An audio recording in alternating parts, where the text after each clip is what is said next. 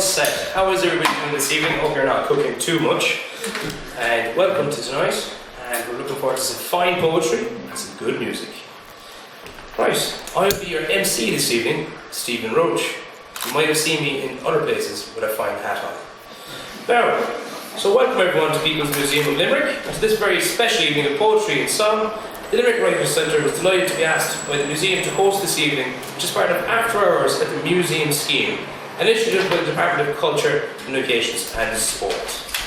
Now let's introduce our lovely man called Michael Durack, a fantastic poet. Michael Durack lives in Ballina, County Tipperary. His poems have appeared in publications such as The Blue Nib, Skylight 47 and The Cafe Review. Live encounters, The Honest Usherman and Poetry Ireland Review as well, and airing on Irish local and national radio. With his brother Austin, he has recorded 2 albums of poetry and guitar music. The Secret Chord in 2013 and Going Gone in 2015. He is the author of memoir and prose and poems, Saved to Memory, Lost to View in 2016, and 4 poetry collections, Where It Began 2017, and Flip Sides 2020, Deluge of Words 2022, and recently Looking. All published by Revival Press, the poetry imprint of the Limerick Writers Centre. And we also have some fantastic musicians with us today. We've got a fine group of songwriters: Ken Mackessy, Phila Grace, Michael Andrews, Fergus Moloney and Ken O'Brien. Now about the Acoustic Club. The Acoustic Club Limerick is currently a live music venue presenting local, independent and community musicians, located in the number 3 pub, Lower Glenmore Street, Limerick. All aspiring songwriters, musicians, singers and community musicians are invited to attend and play in front of a live audience. All types of music and singers are welcome. The evening features performers doing short sets of 2 or 3 songs. The Acoustic Club is an initiative for the Limerick Writers Centre. Now, Mr. Michael Durack, will you come and read us some fantastic poetry, sir?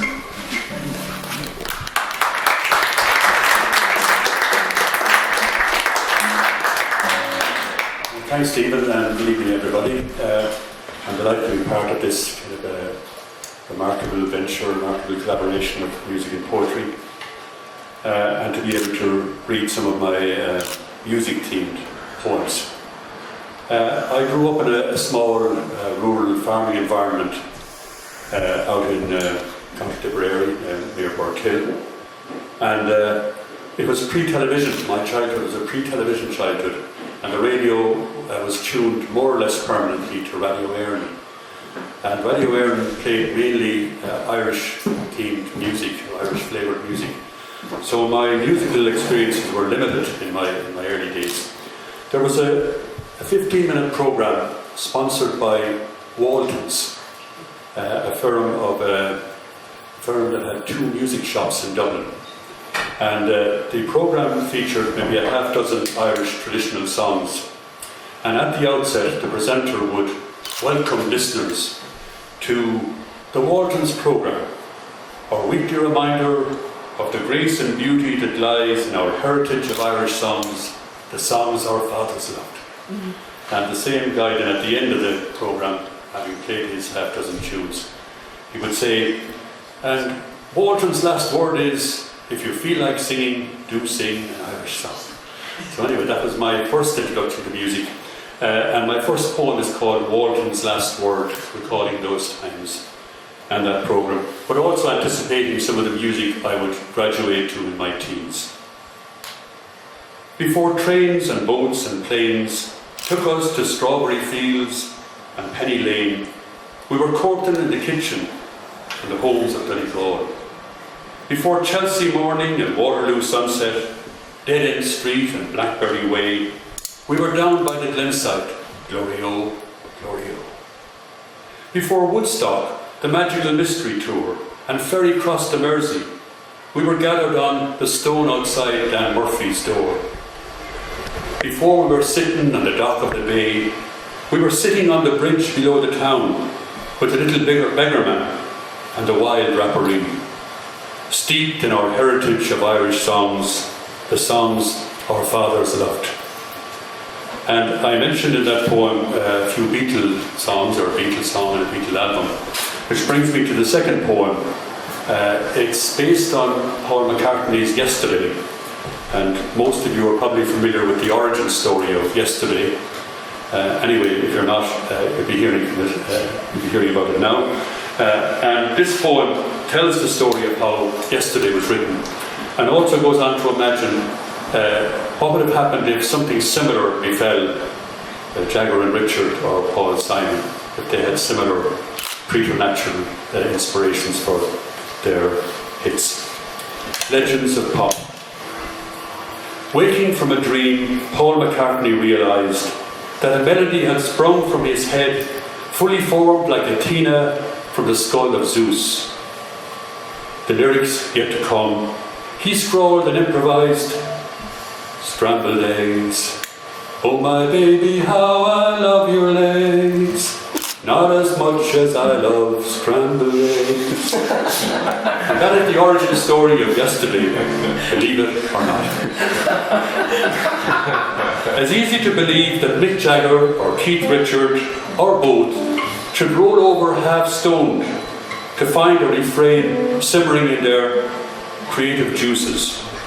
This rock and roll classic would bear the provisional title, I Can Sing Like Paul McCartney.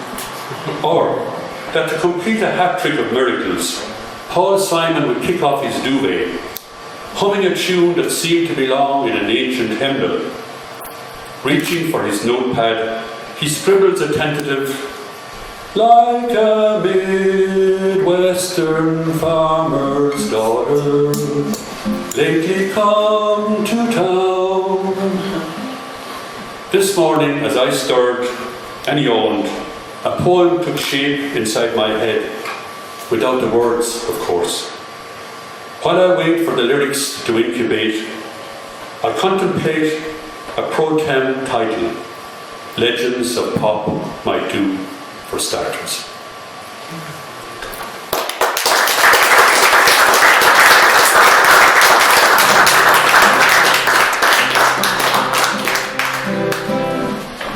Now, before things get fried after the scrambling, let's move on to the musicians. That was fantastic, Michael, thank you.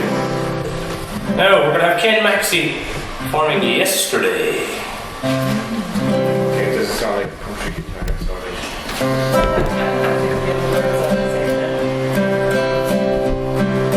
Monday,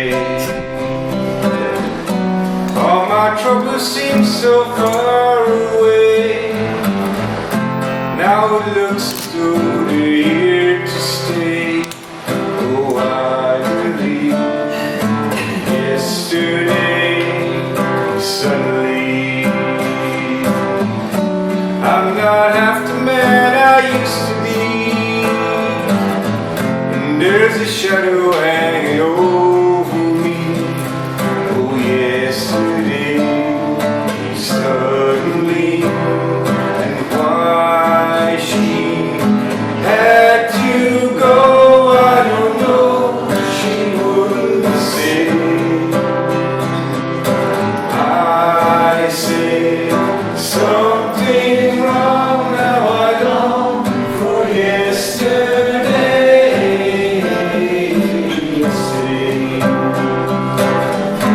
Love was such an easy game to play. Now I need a place to hide away. Oh, I believe in yesterday.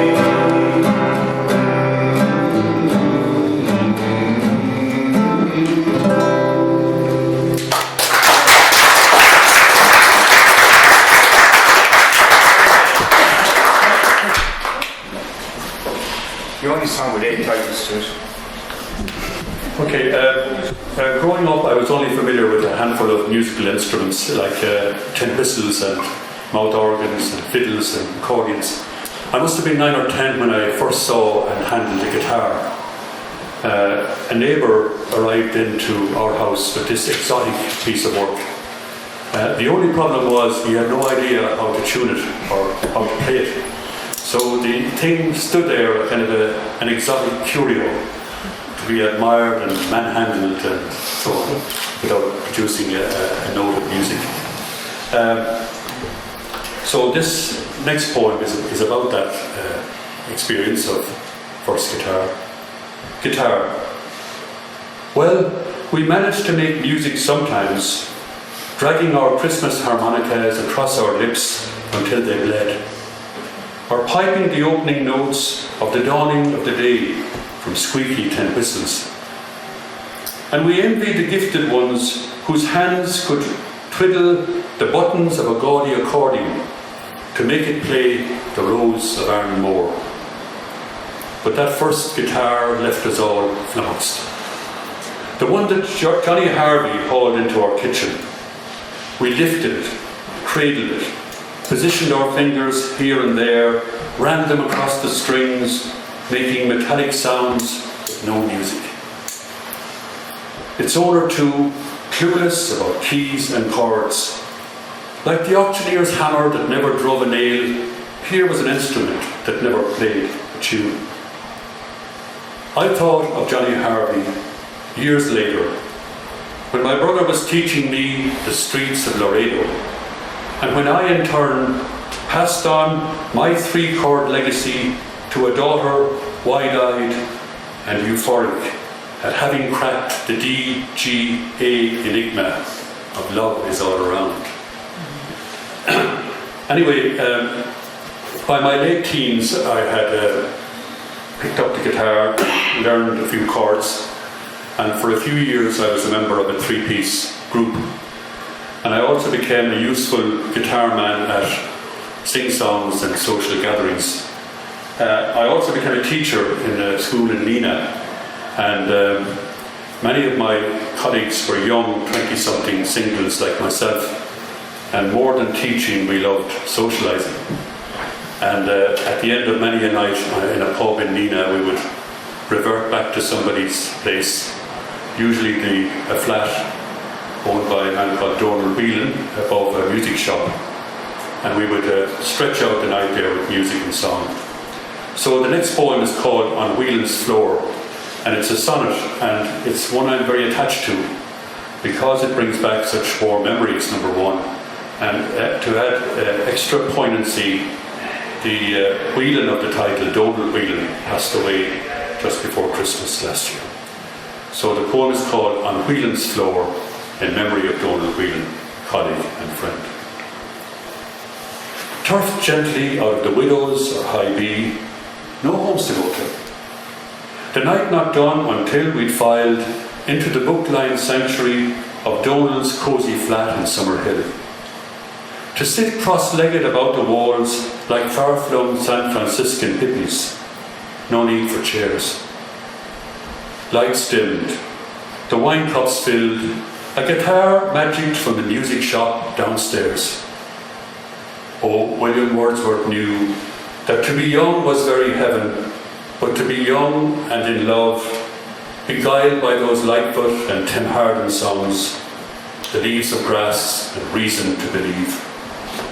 Work in the morning, time for one encore. We sang another song on Whelan's Floor. Thank you.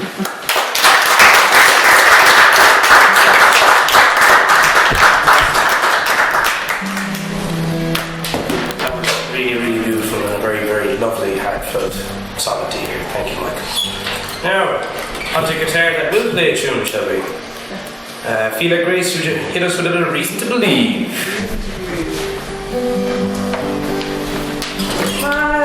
Long enough to you, I'd find a way to believe that it's all true. Knowing that you lied straight-faced when I cried, still I look to find a reason to believe. Someone like you makes it hard to live without somebody else. Someone like you makes it easy to give, never thinking of myself. If I gave you time to change my mind, I'd find a way to leave the past behind. Knowing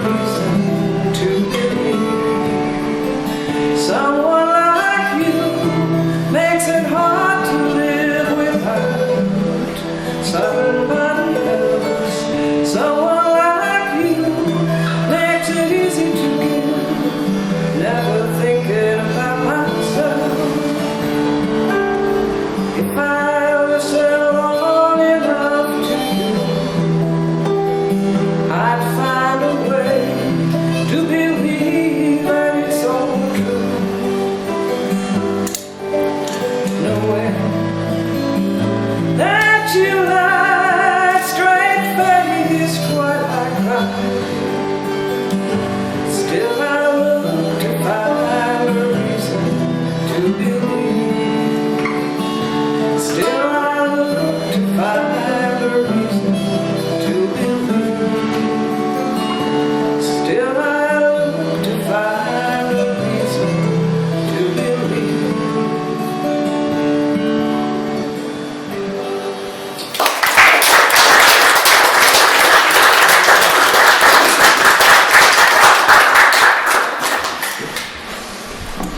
Anyway, that last poem I mentioned, The Reason to Believe, Tim Harden's song, and another song called The Leaves of Grass, which was written by the Canadian singer-songwriter Gordon Lightfoot.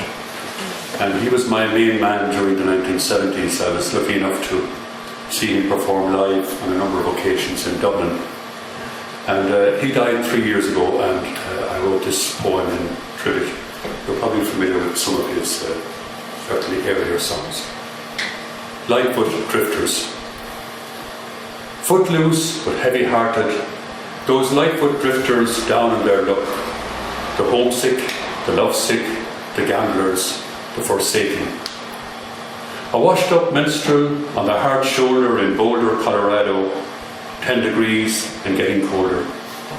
A go-go dancer in love with someone who doesn't care, alone upon the sidewalks of despair. A hitchhiker on the west coast from California to the Oregon border, aching for love in North Ontario. A broken heart, 7 hours in a 7 Pullman train, seeking oblivion in a cabin among the pines, 16 miles from 7 lakes. By broad highways and big steel rails, snowed under or airport grounded, on winter nights and in early morning rain, Lightfoot drifters, the world on their shoulders. And later on in the 70s and going into the 80s, I found another musical hero, Mark Knopfler, the frontman from Dire Straits. And again, I've been blessed to have seen Mark Knopfler perform live in Dublin and later in London. And I think I first heard him on radio when the infectious riffs from Sultans of Swing were on every station. And then later on my way to work one morning, I heard this extraordinary arpeggio intro to the Romeo and Juliet song, which is probably my favourite all-time song. So after the London concert, I wrote this poem called Romeo and Juliet at the Royal Albert Hall. Plucked from a national guitar, the poignant opening strains of Dire Straits' Romeo and Juliet, heard for the very first time in a lime green Datsun Cherry, traffic lights on red at the AIB, late for work, but determined to hear the song through. Half a lifetime later, in the West Choir of the Royal Albert Hall, keyboards laying down the sombre mood, the spotlight trained on a saxophonist blowing brief notes towards the dome. And hushed listeners in stall and circle, loggia and gallery, waiting for Mark Knopfler's plaintive arpeggio to summon a love-struck Romeo and his startled Juliet from Verona via Manhattan's Upper West Side to Kensington Gore. No work anymore. All the time in the world to catch the song that begins with a saucy Romeo finding a convenient streetlight, stepping out of the shade and saying something like, "You and me, babe, how about it?"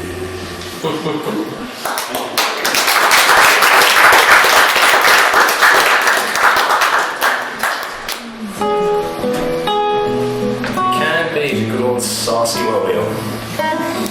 Now, moving on to a saucy Romeo. Can we have some Romeo and Juliet, Mr. Ken, sir?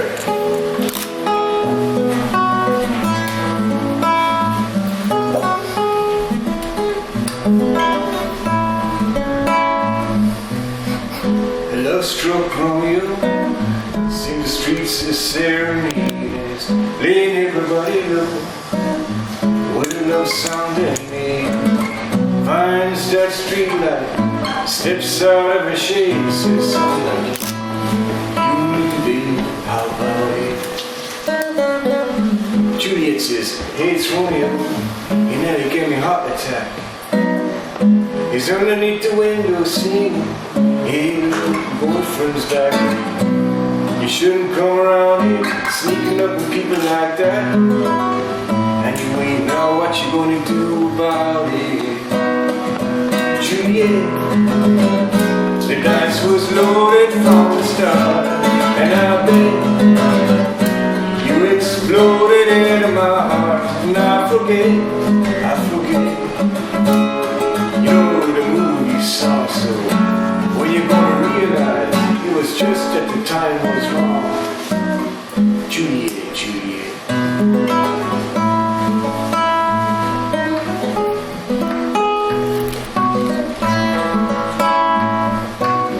Now we both walk on different streets, and they're both the streets of shame. Both dirty and both mean, and the dream is just the same. And I dream your dream for you, and now your dream is real. How can you look at me as if I'm just another one of your tears? When you can fall for chains of silver, you can fall for chains of gold, you can fall for pretty strangers and the promises they hold. Yeah, you promised me everything through the bars of Orion. Juliet, you got the stars with you. Anytime, so Juliet, when we made love, you used to cry. Said I love you like the stars above. I love you, baby, till I die. And there's a place for us where you know the movie song. So when you're gonna realize it was just that the time was wrong. Juliet, Juliet.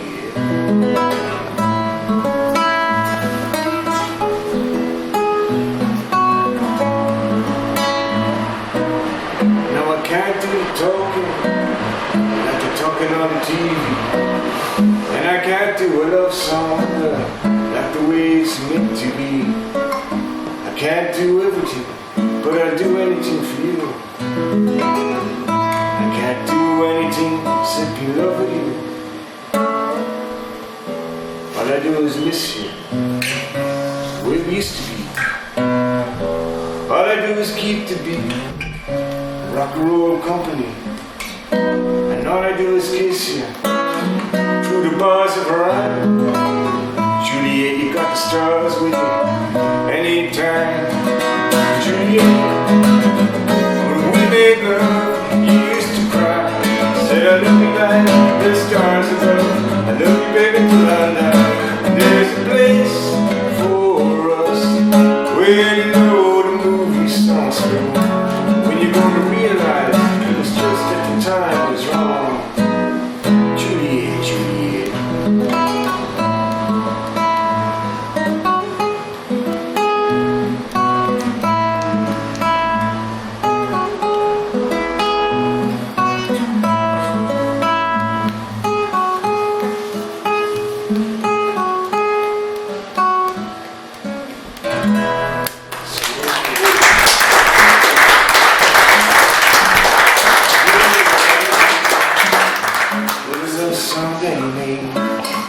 And he finds that street light, and he steps out of a shade and says, you and me, baby, how about it?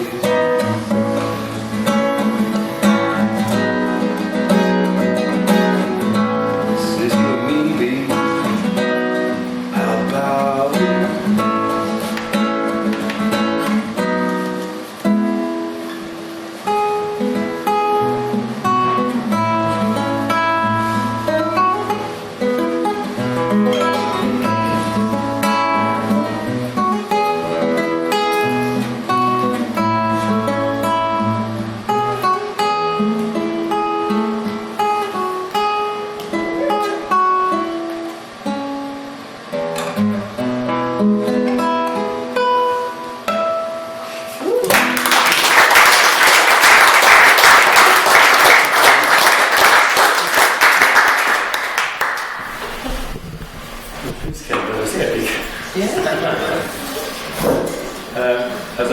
up in a rural heartland, and we didn't have formal parties, but there were plenty of social gatherings, informal get-togethers, where people were called upon to perform, to do their party pieces, as they were called.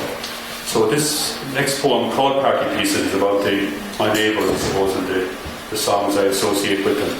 And my father was in there as well, start and finish. Party Pieces. A noble call.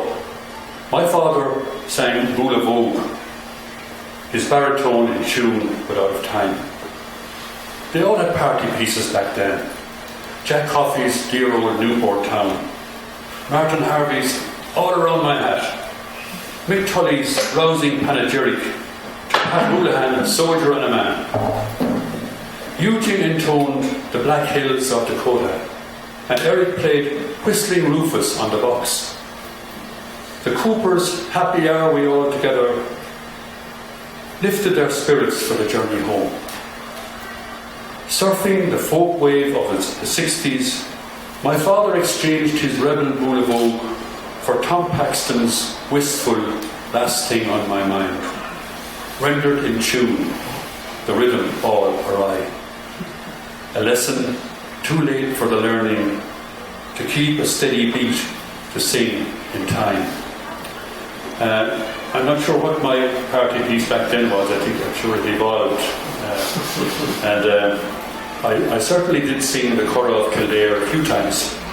On one occasion, on a bus excursion to Dublin for a rugby international, we were coming back that night, and it just so happened I was called upon to sing, and we were passing through the Chorale of Kildare, so what better than to sing the Chorale of Kildare?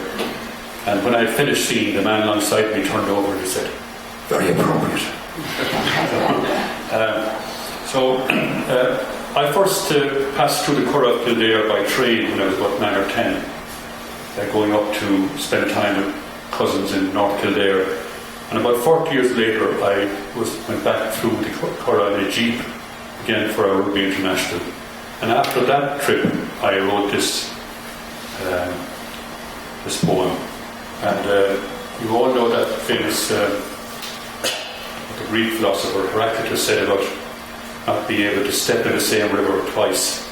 I've included my own take on that aphorism in this poem as well. Chorale of Kildare, October 1999.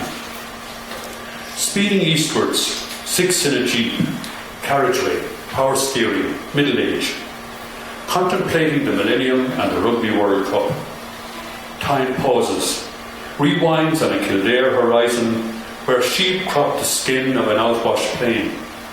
Sheep of Jacob and Laban, sheep of Bethlehem, Bo-Peep's flock, Mary's grown-up lamb, the strayed sheep, the unlost 9 and 90, sheep to count yourself to sleep by, sheep through a carriage window, 1961, child eyes, gallops, short grass, the Curragh exotic, a Sahara or the bush. The jeep counts concrete overpasses where towns like Naas and Newbridge used to be, and a metaphysical murmur infiltrates the small talk and cigarette smoke. You can't drive a jeep through the same grass twice. You cannot regard the same sheep twice.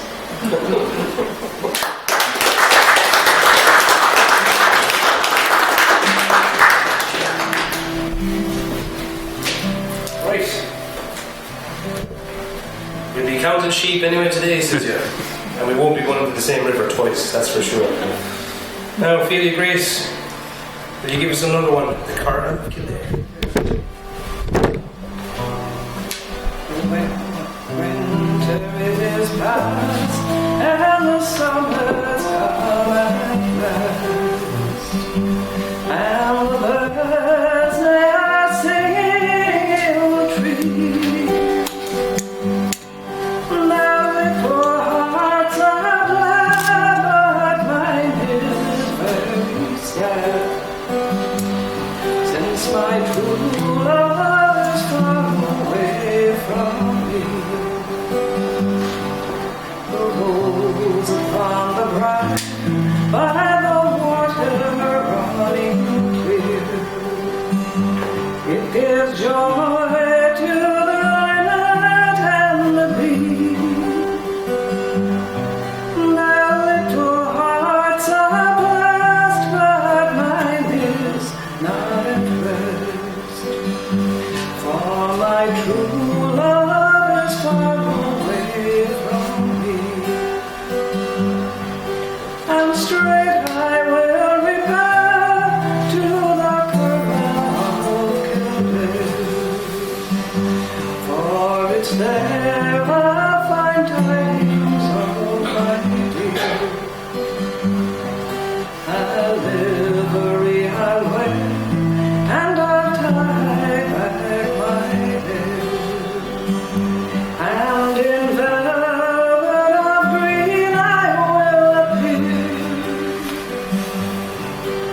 straight I will repair to the Copper of Gilded, for it's there I'll find tidings of my dear. For you are in love and cannot it remove. I pity the pain that you endure, for experience lets me know that your hearts are full of woe. It's the war that no mortal can cure. And sing it with me. And straight I will repair to the corner of Kildare. And straight I will repair to the corner of Kildare, for it's there I'll find tidings of my dear. The winter it is past, and the summer's come at last, and the small birds are singing in the trees. Their little hearts are glad, but mine is very sad, for my true love is far away from me. And straight I will repair to the Copper of Kildare, for it's there I find tidings of my dear. And it's straight I will repair to the Copper of Kildare, for it's there I'll find tidings of my dear.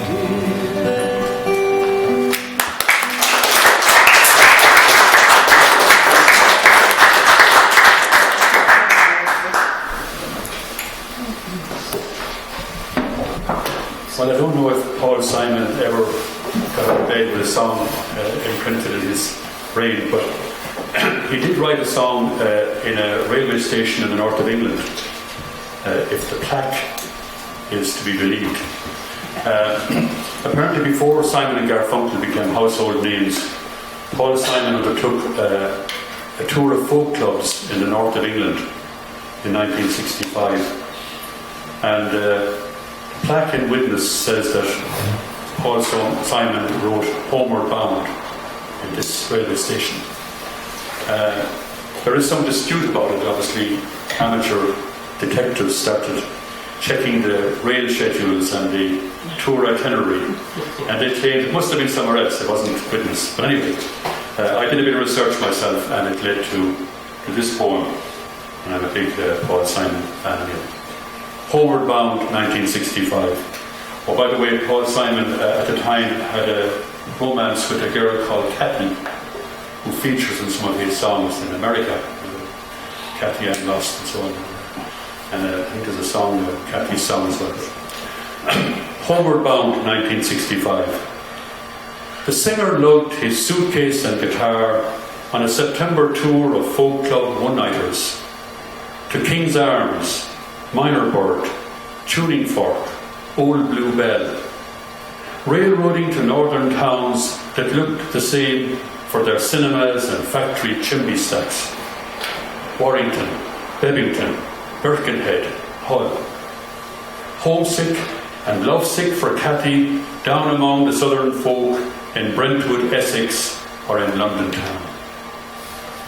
Before the sound of silence mutated to the sound of acclaim, while waiting for a train, he scribbled down some words.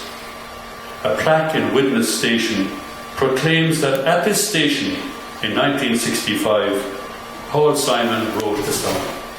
Truth or myth? Amateur sleuths rose to the challenge, interrogated the rail maps, called it for Runcorn or Crewe, every step being neatly planned for a poet and a one-man band, onward bound and wishing he was homeward bound. And The next song, I'm not sure if there's any big backstory to it. It's Living Next Door to Alice. I think it was first recorded by an Australian band in the early 70s called New World, and then the Smoky version came out a few years later. And of course it became an extremely popular at gatherings where the audience could join in lustily and demand to know more about the identity of this mysterious Alice. I associated with a friend of mine, a priest called Bobby Fletcher, who ministered out in Ballina and in Newport. And he was one of these priests, very popular, especially with young people. He played guitar. And there's something incongruous about a priest with an electric guitar belting out this pop song, and his audience lustily joining in the chorus and coming up with all kinds of strange, unpriestly words. Anyway, my poem called Alice hasn't much to do with the song, but it's an imagined dialogue between two people near a bus stop, a man and a woman, and the man could be described as a bit of a know-it-all, and the woman could be described as a bit of a know very little. So, Alice, watching a young man run to catch a bus, he goes, "That guy's a future Carol Lewis." And she goes, "Who's Carol Lewis?" And he goes, "Carol Lewis, the Olympic sprinter, LA, Seoul, Barcelona." Not to be confused with C.S. Lewis. And she goes, "Who's C.S. Lewis?" And he goes, "C.S. Lewis, the author, Chronicles of Narnia." And she goes, "Didn't a different Lewis write that? A Carol Lewis, was it?" And he goes, "Do you mean Lewis Carroll?" And she goes, "Who's Lewis Carroll?" And he goes, "Lewis Carroll, the author of Alice." And she goes, "Alice? Who the fuck is Alice?"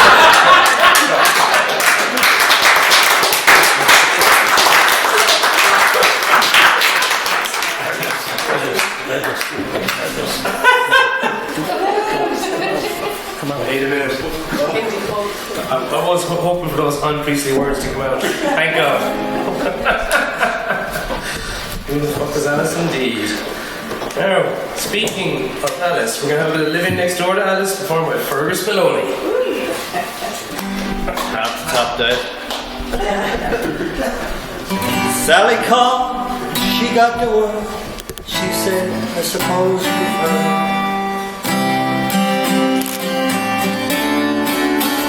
about Alice."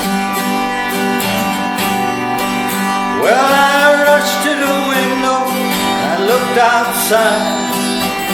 I could hardly believe my eyes.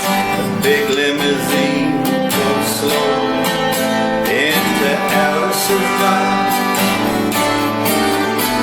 I don't know why she's leaving, where she's gonna go. Guess she's got a reason, but I just don't wanna know. For 24 years I've been living next door to Alice. Take it away. 24 years just waiting for a chance. Tell her how I feel and maybe get a second glance. But I gotta get used to not living next door to Alice. Grew up together, 2 kids in a pot. Carved our initials deep in the box. Me and Alice. Now she walks to the door with her head held high. Just for a moment, caught her eye. The big limousine goes slow out of Alice's drive. I don't know why she's leaving, where she's gonna go.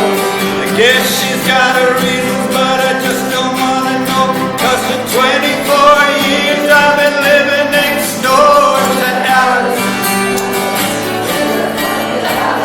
24 years just waiting for a chance to tell her how I feel and maybe get a second glance. But I'll never get used to not living next door to Alice.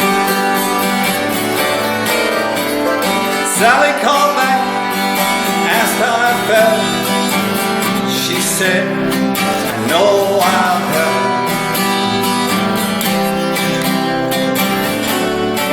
Get over Alice.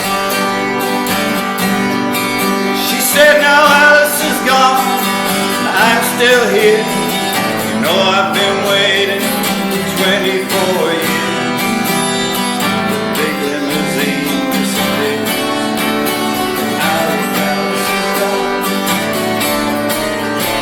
I don't know why she's leaving, where she's gonna go.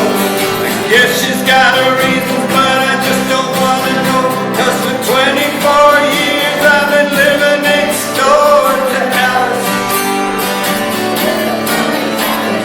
24 years just waiting for a chance to tell her how I feel and maybe get a second glance. But I'll never get used to not living next door to Alice. You're gonna sing that again.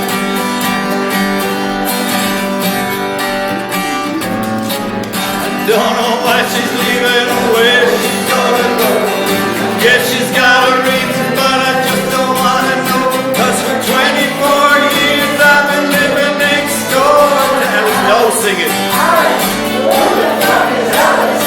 24 years just waiting for a chance to tell her how I feel and maybe get a second glance. Now I'll never get used to not living next door to Alice. Thank you.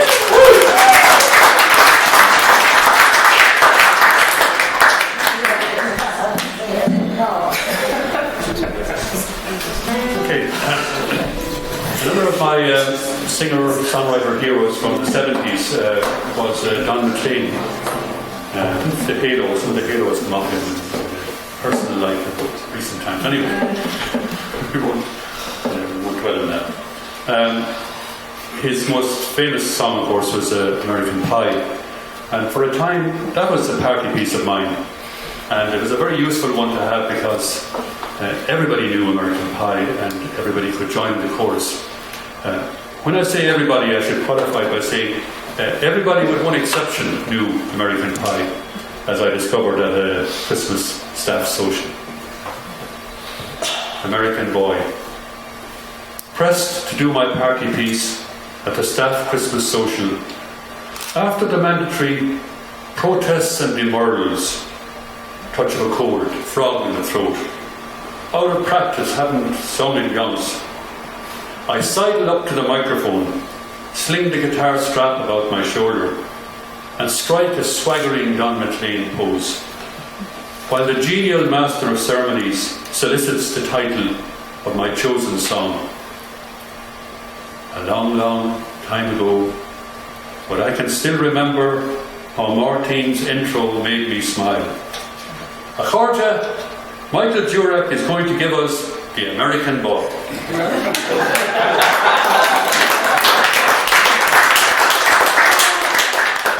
I'm sure you all know that Killing Me Softly, the song, was written about Don McLean in response to a Don McLean concert. A teenage girl called Laurie Lieberman apparently attended a Don McLean concert in the Troubadour in Los Angeles, and she got this feeling that he was able to look into her soul and that he was talking directly to her when he was singing the song Empty Chairs. And apparently she scribbled down a kind of text of a poem on a napkin and then later gave it to some songwriters, and out of that came the song. Laurie Lieberman recorded Killing Me Softly, I think a year after the concert, and Roberta Flack's definitive version came out maybe another year or two after that.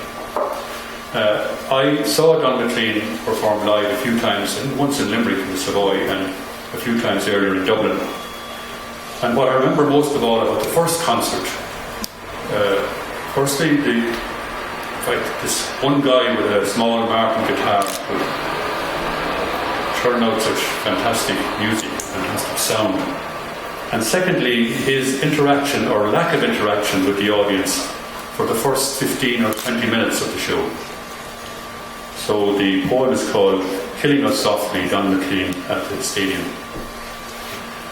We knew he sang a good song. His records radiated style.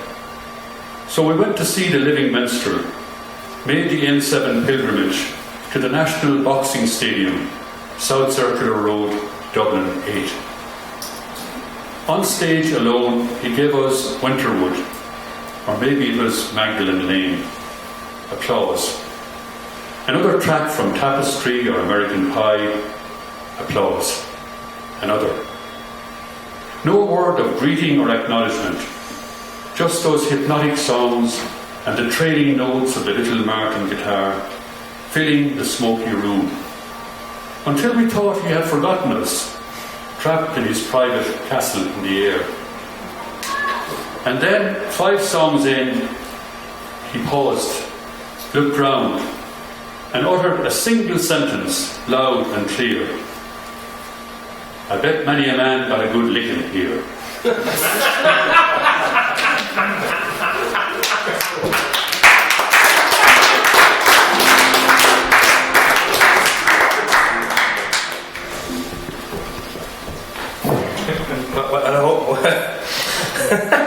I hope we can say the same here, and hopefully not many have gotten a good licking this evening, apart from the song.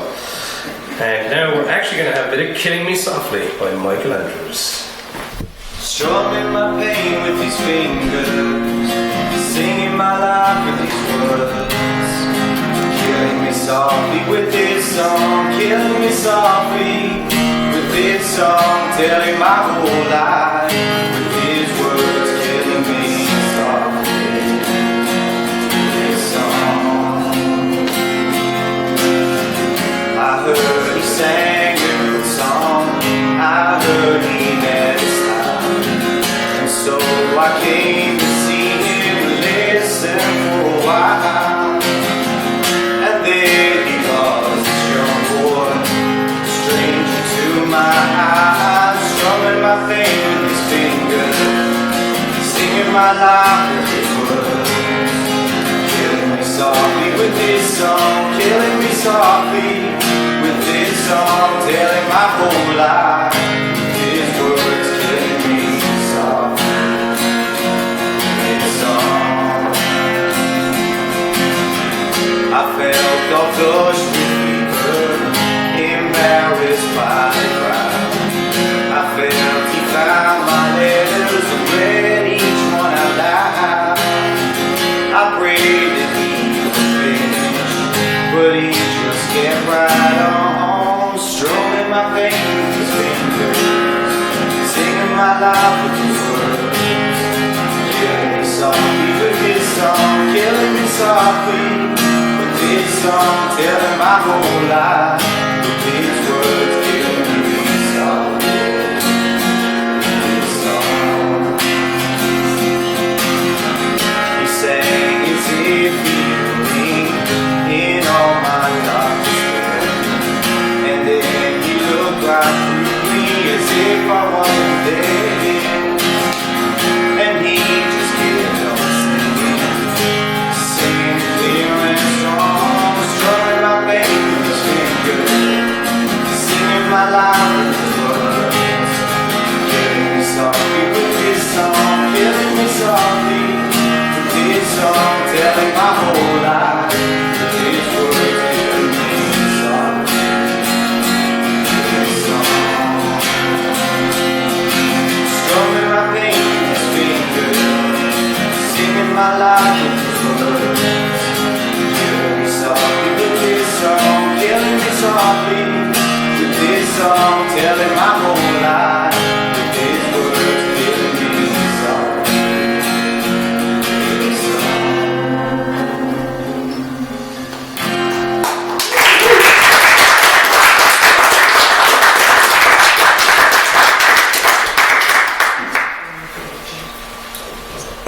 The next poem is called On the Border, and the border in question is the United States-Mexican border. Very contentious in recent times, but anyway, this poem is about 3 songs associated with that border country. A song by Gordon Lightfoot called Miguel, famous El Paso, Marty Robbins's and a song called Spanish is the Loving Tongue, which has many versions. For me, the definitive version is by Ken Mackessy, who also comes from border country down South Tipperary, Waterford, and Carrick-on-Suir, where I came from. So, the thing that the songs have in common, apart from their setting, is that they all have unhappy outcomes. So, here it is on the border. No happy endings for lovers on the Mexican border, if the songs are to be believed. Though the bells of San Agustin peal thrillingly, and Rosa's Cantina is alive with music and dancing, and Spanish lays claim to the title of The Loving Tongue. Happy endings are not to be expected, where loaded guns are drawn to correct injustice, and to arbitrate disputes over poker hands and love. So, Gordon Lightfoot's shadowy Miguel crosses the border, swims the river once too often to see his true love's smiling face again.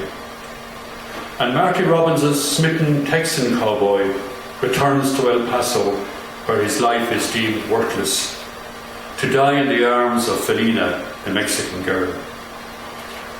The protagonist of Charles Badger Clark's song lives to tell the tale, but at a cost. To cross the line would be to die, so he must renounce the girl who taught him the loving tongue, must break her heart and lose his own. Mi amor, mi corazón. Liam Clancy was raised in Carrick-on-Suir, Carrick on the River Suir, speaking the languages of ancestral Gael and coloniser English, in a town where the feuds of the Waterford-Tipperary border were settled on the hurling field with commands and slithers.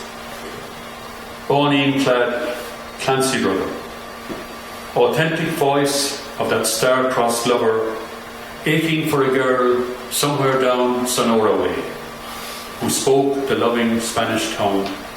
Adios, mi corazón. Thank you.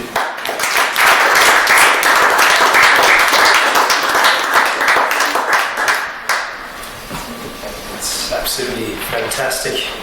You're very aware of the Waterford to Tipperary border. Now, Kenny Ryan, hit us with that El Paso.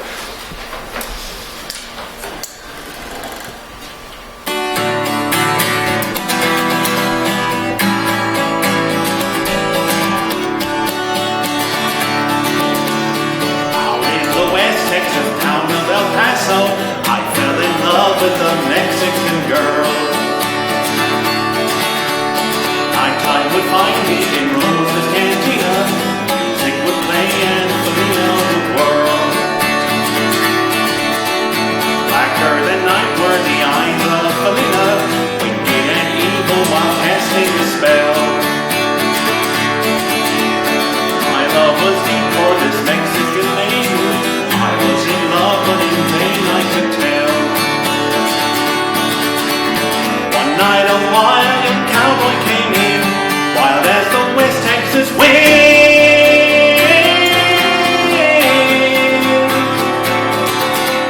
Dashing and daring to drink he was sharing with wicked Felina, the girl that I loved. So in anger I challenged his right for the love of this maiden, found in his hand for the gun that he wore. My challenge was answered in less than a heartbeat. Some young stranger lay dead on the floor. Just for a moment I stood there in silence, shocked by the foul evil deed I had done. Many thoughts raced through my mind as I stood there. I had but one chance, and that was to run. Out to the back door of Roses I ran, out where the horses were tied.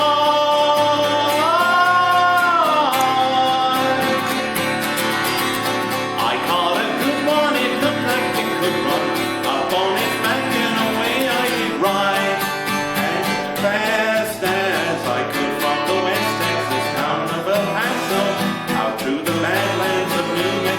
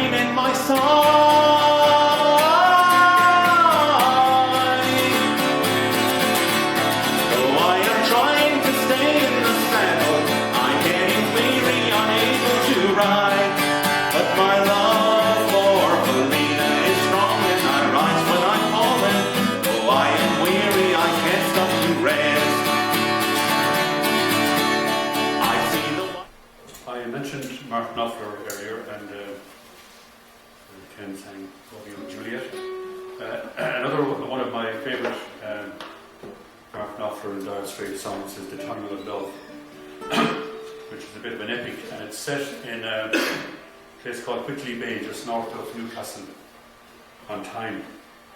And Whitley Bay is a seaside resort with a permanent fairground known as the Spanish City. And it has a kind of a white dome and an impressive looking structure. It was closed, I think, up for a renovation for quite a while, but I think it's going full tilt now. But back in 2008, my son was studying here in UL, and he spent a semester over in the University of Sunderland. And I went over a couple of times to visit him, and on one occasion we took a metro from Sunderland into Newcastle and up to Whitley Bay and up to the site of the Spanish City. It was winter time, and of course the fairground was closed, but I wanted to be there anyway to stand where Mark Knopfler had witnessed all these dramatic moments in a childhood or youth or teenage years, the joys and excitement of a fun fair. So the poem is called At the Spanish City, November 2008. We boarded the metro at Stadium of Light, exchanged Mackems for Geordies, Weir for Tyne. At Gateshead crossed the big river, then U-turned at Newcastle for the coast. Winter, a biting wind from Scandinavia, chilling North Shields, the cliffs and caves of colour coats, and the beaches of Whitley Bay. We toted our pilgrim souls to the Spanish City, Mark Knopfler's guitar riffs ringing in our ears, and found the white dome bandaged in scaffolding. Invoking our inner senses, we awakened the screams and slams, the dust and diesel, the commotion of dodgems and waltzers, of carousels and one-armed bandits, shooting galleries and ghost trains. All the while, the big wheel turning, and romance, the temptress, her forefinger beckoning from the tunnel of love.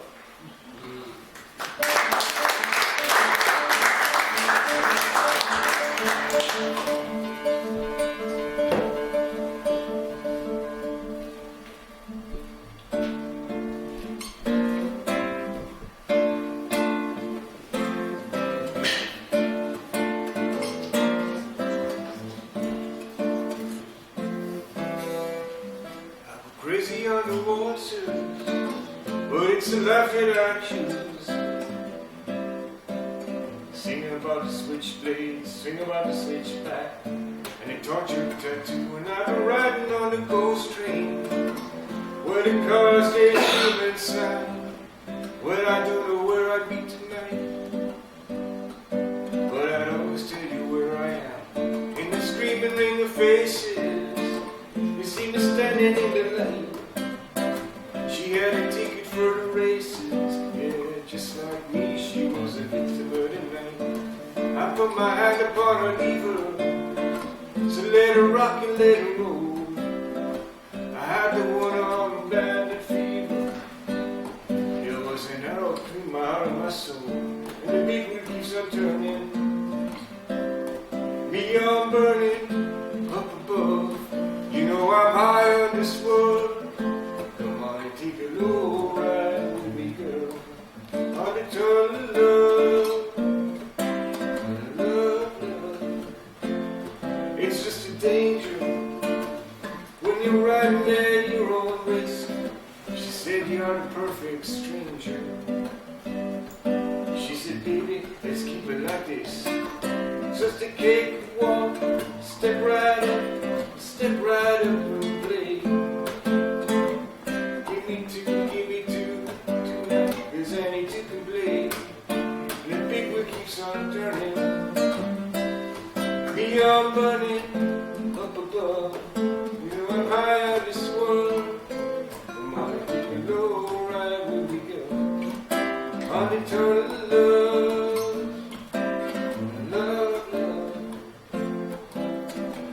money for hustling, another cat I did. Money for muscle and another war again, another hustle just trying to make it big and walk away, walk away. Rock away, rock away. Rock away, rock away. And girl, you look so pretty to me, like you always did. Oh, like the Spanish city to me, when we were kids. And girl, you look so pretty to me, like you always did. Oh, like the Spanish city to me, when we were kids.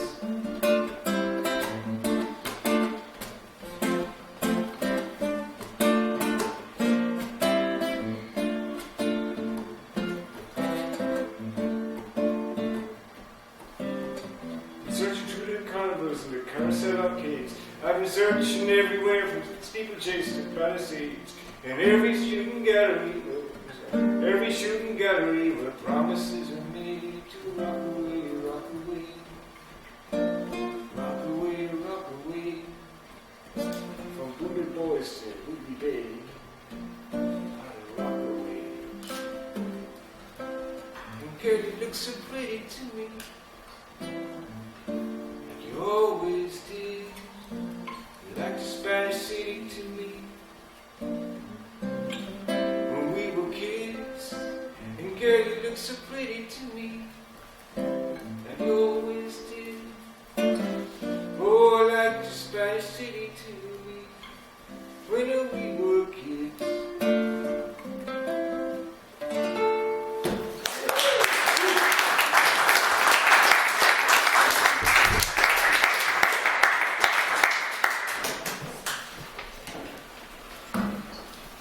Yeah, I think I reached the last poem of the evening. Ken might be due to sing. Okay. So we'll probably finish with Scrambled Eggs. But before that, this is a kind of homage to the music of the late 60s. I've written a number of poems, more or less cut and paste jobs, using the song titles of songs from the 60s. And I've used the collective title of Love and the New Musical Express, which was my Bible back then. This is the most recent version, and it's called Love and the New Musical Express, 1967 to 1969. Some of you are too young to remember some of the songs and the singers here, but anyway, you may have heard of them. High teens, late 60s, our eyes and ears on the pop charts. Beatles and Stones, Monkeys and Hollies, Four Tops, Manfred Mann. To all intents and purposes, a man's world, but hey, for every boy named Sue, a girl called Jessamine, or Eloise, or Eleanor. For every brother who ain't heavy, a Jennifer Eccles, a Carrie Ann, or a sorry Suzanne. For every man of the world, a Georgie girl, a Rosie, a Judy in disguise. For every Matthew son, a Delilah, a Bernadette, a Walk Away Renee. For every son of Hickory Holler's tramp, a Daughter of Darkness, a Lady Madonna, a Lily the Pink. For every mighty Quinn, a Ruby Tuesday, a Pamela, an Eleanor Rigby. Back in the real world, remote from that hit parade, we gambled our emotions in the lottery of love. For every John and Danny, a Mary, a Martha, a Phyllis, a Sheila. For every Mike or Barry, a Kitty, a Frida, a Margaret, an Anne. Girls in their teenage glory, whose allure was off the charts. A treasure trove of memories, a trail of broken hearts.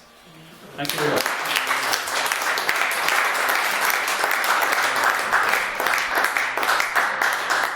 Legs. Oh my baby, how I love your legs. Not as much as I love scrambled eggs. Oh, I'm in love with scrambled eggs, circle toast, tea and salt and pepper, coast to coast. It's the breakfast that I love the most. Those scrambled eggs served up with toast. I adore your face and I admire your legs. But when the morning comes, how I long for scrambled eggs, scrambled eggs. I would gladly borrow and steal her babe. Now I am ready poetry will do,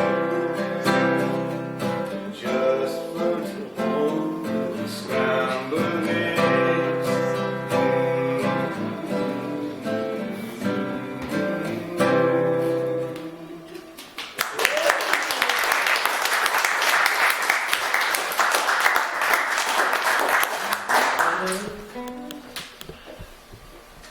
Scrambled eggs, you say? Sounds tasty. I just want to say thank you for everyone coming today, and thank you, Michael, for such a fantastic collection of poetry. Also, his poetry is just down below here if you want to buy his book. And I also want to say thank you to our lovely songwriters today, Ken Mackessy, Phila Grace, Fergus Moloney, Michael Andrews, and Kenny O'Brien. Thank you very much, everyone, for this evening, and we'll all see you again.